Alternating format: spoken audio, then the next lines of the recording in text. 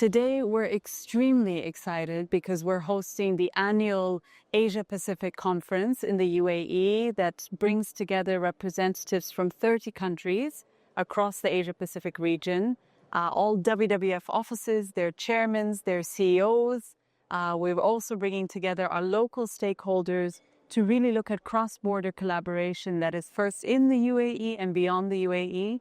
It's also a very big milestone for us as Emirates Nature, WWF, the UAE representative of the Global Conservation Organization.